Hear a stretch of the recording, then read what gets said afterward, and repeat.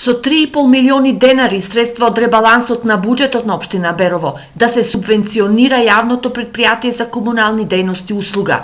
Ова го одлучија синоќа на итната седница беровските советници под притисок на ѓубрето во кое се дави Берово поради штрајкот на комуналците, но колку овие пари ќе решат финансиската криза на претпријатието кој има долгови во висина од над 30 милиони денари.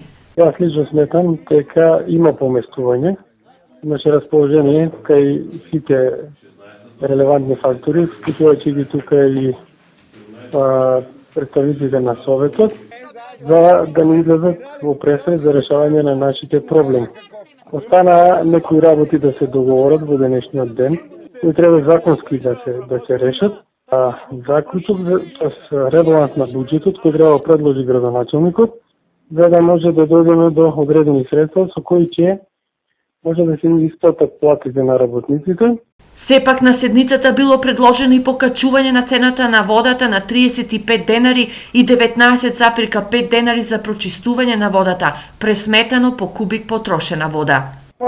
Црти гарантии има доволно од сите, значи остана на тоа да се направи анализа.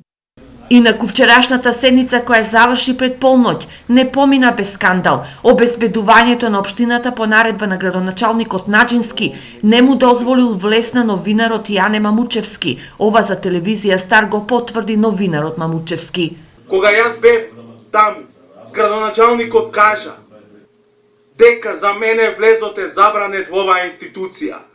А јас бев да си ги професионалните стандарди извршам, новинарски. Ова е срам за општина Берово и за градоначалникот Драги Наџински. Ова е еден вид дискриминација.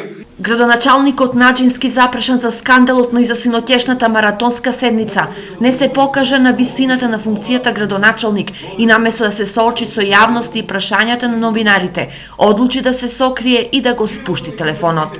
Инаку штрајкот на комуналните работници во Берово продолжува се до исплатата на нивните плати, но комуналците утре во интерес на граѓаните најавија дека ќе ги исчистат само контењерите по градот и селските населби за да спречат еколошка катастрофа. За разлика од Наџински кој одби да одговори дали и зошто го невозможил Мамучевски да присуствува на седницата на Советот, со реакција јавна осуда излезе Сдруженијето на новинари. Градоначалникот на Берово Драги Наџински уште еднаш удри против новинарите, медиумите и слободата на информирањето. Сакаме да укажеме на фактот дека ова не е прв случај на арогантен, неодговорен и неприфатлив однос на Наџински кон дел од новинарите, кои не милуваат постојано да го фалат. Во повеќе наврати ја има омаловажувано новинарката Даниела Такева, дописничка на регионалната телевизија Стар. Поради ваквиот однос на носител на јавна функција кон представник на јавноста, регионалниот центар на новинари Исток во состав на ЗНМ бара јавно извинување од градоначалникот кон новинарите Мамучевски и Такева. Во спротивно, новинарите членови на ЗНМ нема да ги следат неговите активности и да известуваат од нив, што ќе биде на штета на граѓаните на општина Берово.